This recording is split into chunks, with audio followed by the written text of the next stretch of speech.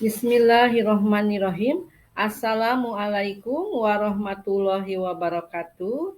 Selamat pagi, selamat berjumpa kembali di pembelajaran Bahasa Indonesia bersama Eis Nengsi SPD. Untuk pertemuan hari ini, kita akan membahas mengenai karya ilmiah. Materi yang akan dibahas pada karya ilmiah: 1. Pengertian karya ilmiah. 2. Ciri-ciri karya ilmiah. 3. Jenis-jenis karya ilmiah. 4. Sistematika karya ilmiah. Baiklah, kita kupas mengenai pengertian karya ilmiah.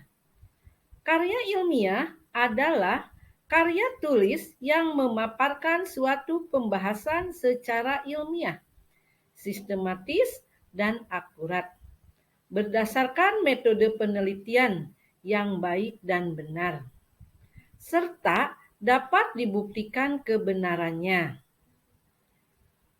Kita lanjut kepada ciri-ciri karya ilmiah. Ciri-ciri karya ilmiah: 1. Penjelasan disajikan secara masuk akal. Jujur, apa adanya, sesuai dengan data dan fakta. 2. Disusun dengan kerangka yang urut dan berkesinambungan.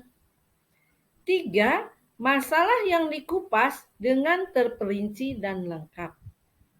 4. Kebenarannya dapat diuji.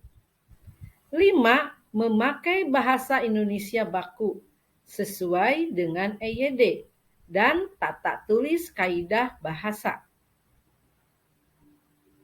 Baik, kita lanjut kepada jenis-jenis karya ilmiah. Jenis-jenis karya ilmiah: 1.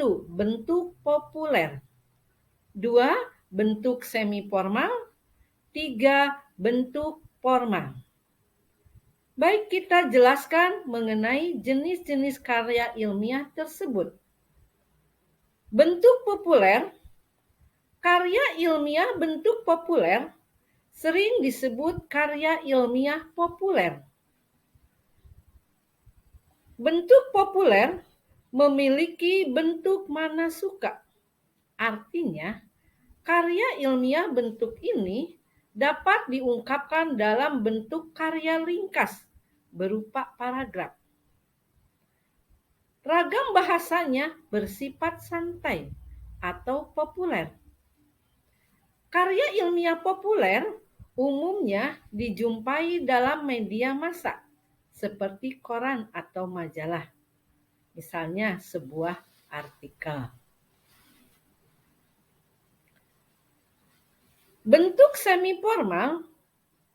Bentuk ini sudah menggunakan penulisan yang terstruktur, misalnya sebuah makalah. Bentuk formal.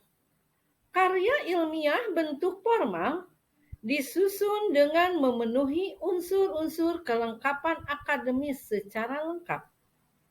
Bentuk ini digunakan dalam skripsi, tesis, ataupun disertasi.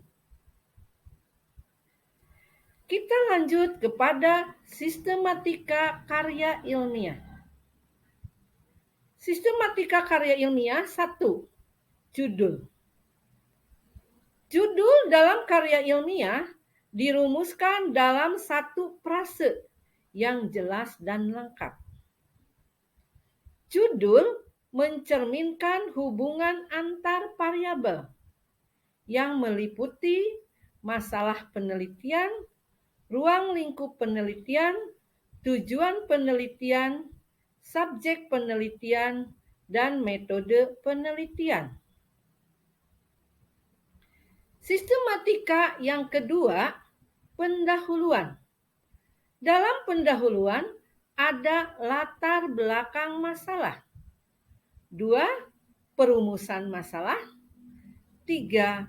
Tujuan. 4. Manfaat.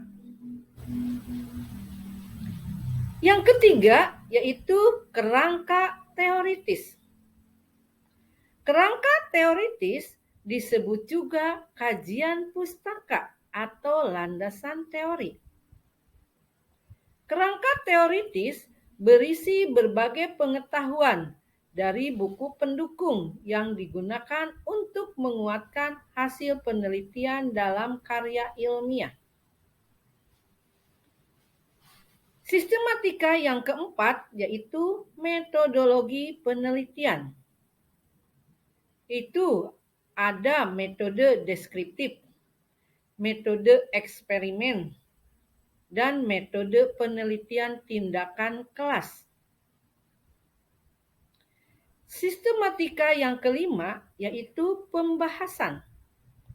Bagian ini berisi paparan mengenai isi pokok karya ilmiah, mengenai data yang telah diperoleh dalam penelitian, seperti hasil wawancara, survei, ataupun pengamatan.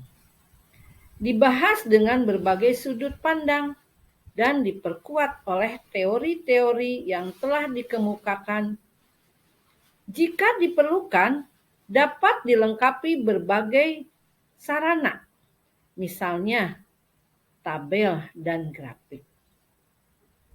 Tabel dan grafik merupakan cara efektif untuk menyajikan data dan informasi.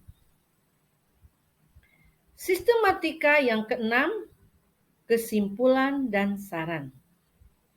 Kesimpulan selalu berada di bagian akhir sebuah karya tulis ilmiah yang berisi pendapat dari penulis.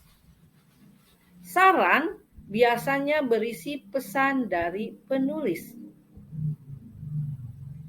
Sistematika yang ketujuh adalah daftar pustaka. Daftar pustaka merupakan sebuah daftar yang berisi sumber teori yang digunakan oleh penulis dalam penelitian. Itulah tentang karya ilmiah. Mudah-mudahan bermanfaat. Terima kasih. Wabillahi taufiq wal hidayah. Wassalamualaikum warahmatullahi wabarakatuh.